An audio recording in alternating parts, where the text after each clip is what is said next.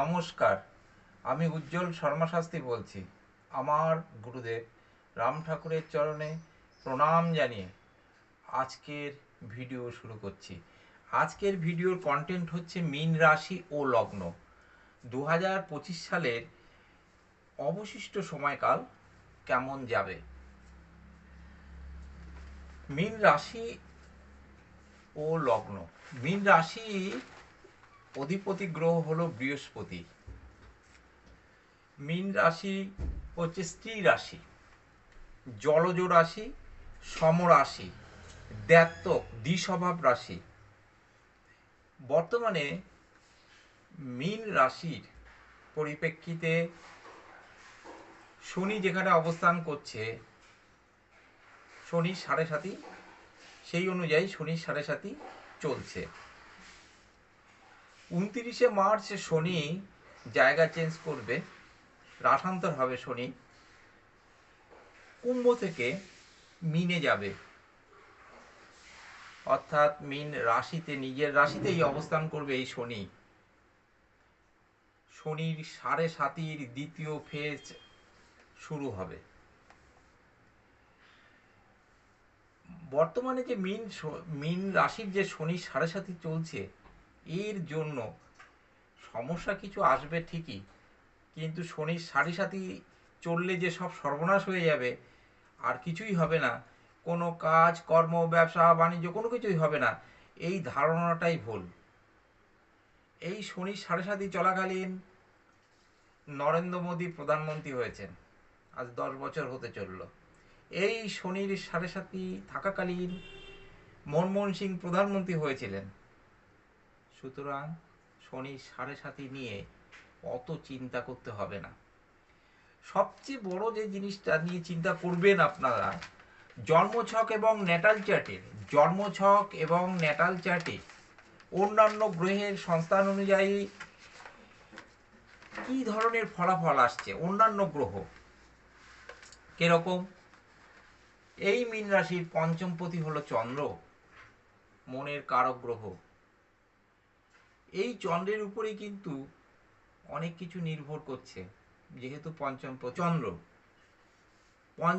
হলো চন্দ্র। এই চন্দ্র কি ন্যাটাল চার্টে বা জন্মছকে আপনাদের শুভ কি অশুভ অবস্থায় আছে সেটা কিন্তু দেখতে হবে। নবমপতি হলো মঙ্গল। মঙ্গলের জন্মছকে প্রথমে দেখতে হবে মঙ্গল কি অবস্থায় আছে, সে কি আপনাকে শুভ ফল দেবে কি দেবে না। আর গোচর অনুযায়ী কিন্তু মঙ্গলের বর্তমান অবস্থা বিশেষ ভালো নয়।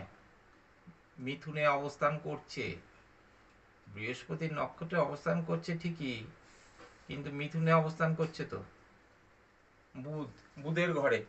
বুধের ঘরে এই মঙ্গল অবস্থান করার জন্য মঙ্গল কিন্তু ভালো ফল দেবে না।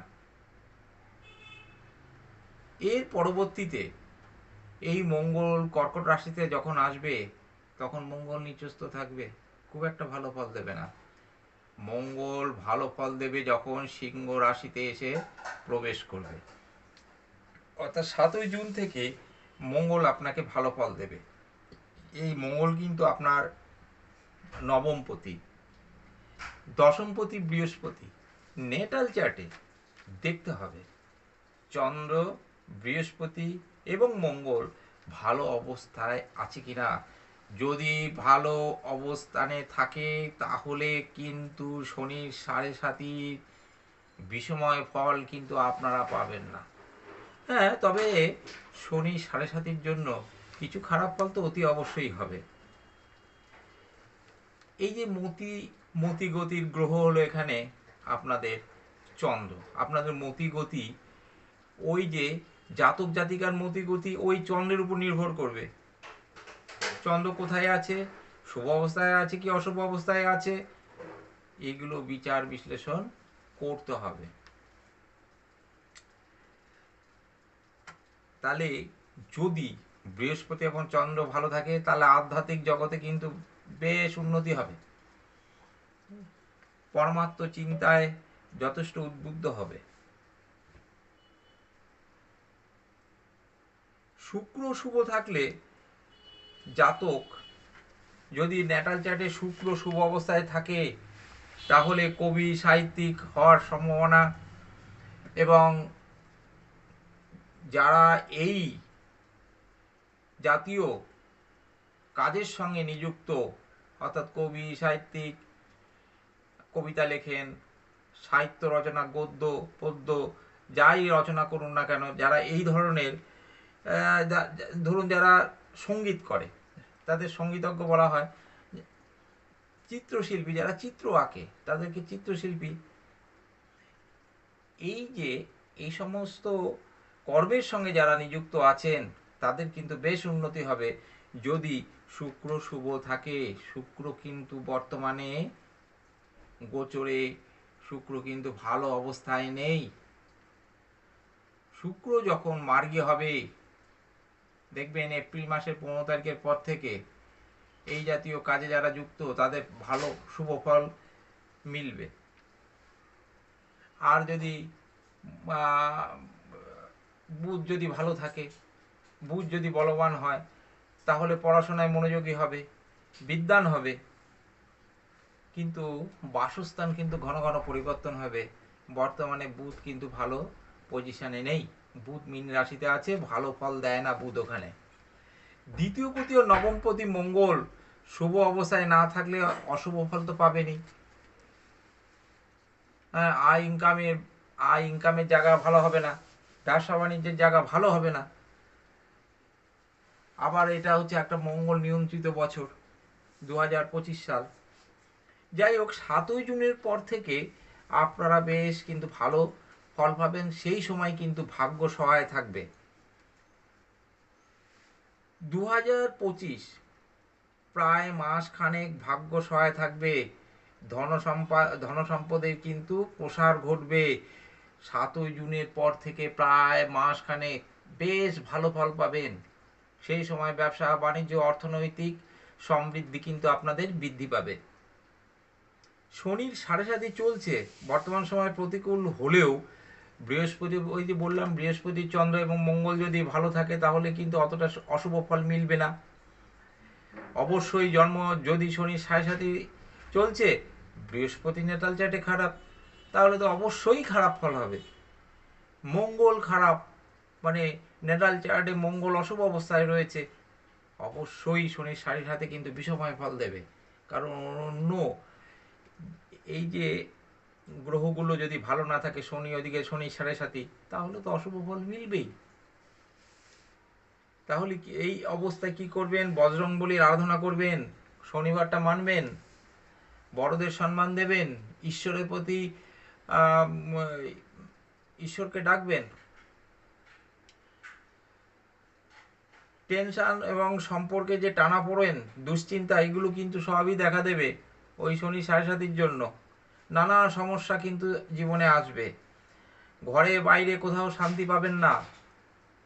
এই বৃহস্পতি মঙ্গল এবং চন্দ্র যদি প্রতিকার আপনারা না করে থাকেন, অর্থাৎ যদি কি না অশুভ থাকে তাহলেই প্রতিকার করবেন, না হলে তো প্রতিকার করার কোনো প্রয়োজন নেই।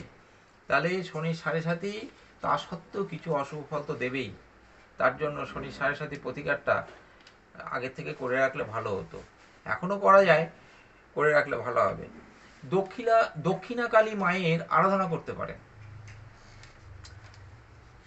তাহলে আমি যে চিন্তাভাবনাটা করছি যে শনি 7.5 বিষময় ফল এই মীন রাশির জাতক জাতিকারা অত পাবে না যদি বৃহস্পতি চন্দ্র মঙ্গল এই সমস্ত অন্যান্য গ্রহগুলো যদি শুভ অবস্থায় থাকে।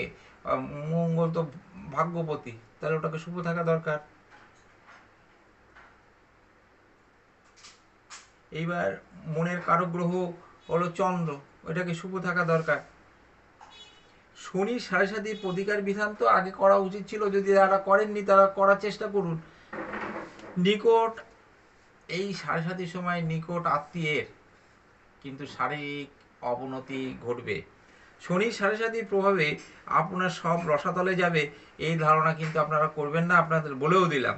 অত চিন্তা করবেন না, নিজের কাজ আপনারা নিজে করে যান।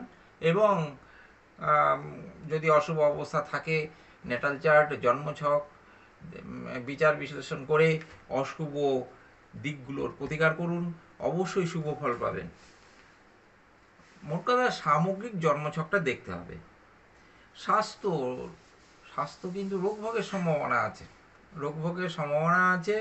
চিকিৎসকের পরামর্শ তো অবশ্যই নিতে হবে, সঙ্গে জ্যোতিষীর ভালো জ্যোতিষীর মাধ্যমে জন্মছকটার প্রতিকার বিধান করতে হবে। বিদ্যা কিন্তু অমনোযোগী হওয়ার সম্ভাবনা আছে।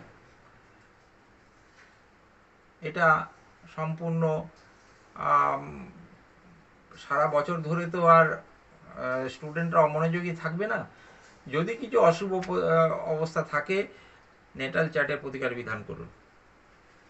অর্থ, আয় এবং ব্যয় সামঞ্জস্য যদি বিধান করতে পারেন, দেখা গেল আয় থেকে ব্যয় বেশি হচ্ছে, তাহলে তো সমস্যায় পড়ে যাবেন। তবে আস্তে আস্তে সময়ের অনুকূল আস্তে আস্তে সময় কিন্তু অনুকূল হবে। দেখবেন জুন মাস থেকে অনেক কিছু ভালো হতে শুরু হবে, ভালো হবে আর কি। নানা বাধা সৃষ্টি হবে কর্মে নানা বাধা সৃষ্টি হবে। বুদ্ধি কৌশল এবং কূটনীতির দ্বারা সেই বাধাটাকে টপকাতে হবে। ব্যবসা জুন মাস থেকে বেশ অনুকূল হবে, কর্ম উদ্যোগ বজায় রাখবেন এবং বুদ্ধি কৌশল এবং কূটনীতি এগুলোকে প্রয়োগ করতে হবে। অবশ্যই বড়দের সম্মান করতে হবে, ন্যায় নীতি নিয়ে চলতে হবে, অন্যায় কাজ করা যাবে না,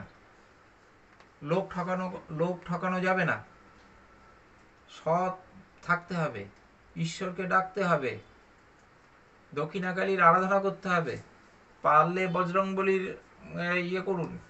আরাধনা করুন।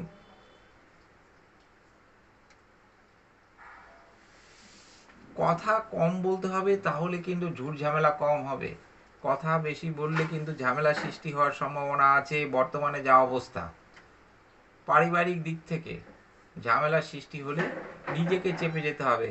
ওইখানে নিরাশ না হয়ে ওই যে বুদ্ধি কৌশল এবং কূটনীতি প্রয়োগ করতে হবে। আমি মোটামুটি আজকে মীন রাশি লগ্ন নিয়ে আলোচনা করলাম, সম্পূর্ণটাই গোচর অনুযায়ী বললাম। 2025 সাল কিন্তু সম্পূর্ণ খারাপ যাবে না, ভালোও যাবে। তবে অশুভ দিকগুলোর প্রতিকার বিধান করুন। হলুদ, ঘিয়ে, লাল, কমলা, সাদা, গোলাপি এই রঙগুলো ব্যবহার করতে পারেন। আপনাদের শুভ তারিখগুলো বা শুভ সংখ্যাগুলো হচ্ছে 3, 2, 9। আমার এই আলোচনা আজকে মীন রাশি এবং লগ্ন নিয়ে যে আলোচনা করলাম, এই আলোচনা যদি আপনাদের ভালো লাগে তাহলে অবশ্যই লাইক, শেয়ার, সাবস্ক্রাইব করবেন এবং বেল আইকনটা চেপে দেবেন। অবশ্যই ভিডিওটা মনোযোগ দিয়ে দেখবেন। আশা করি মীন রাশি লগ্নের জাতক জাতিকারা এই ভিডিও থেকে শুভ ফল পাবেন। আজকের আলোচনা আমি আর দীর্ঘায়িত করব না। আজকের আলোচনা আমি এখানেই শেষ করতে যাচ্ছি। আলোচনা শেষ করার আগে আমার গুরুদেব রাম ঠাকুরের চরণে প্রণাম জানিয়ে আপনাদের সবাইকে আমার ভালোবাসা এবং ঈশ্বরের কাছে প্রার্থনা করি আপনারা সবাই ভালো থাকুন, সুস্থ সুন্দর থাকুন। নমস্কার।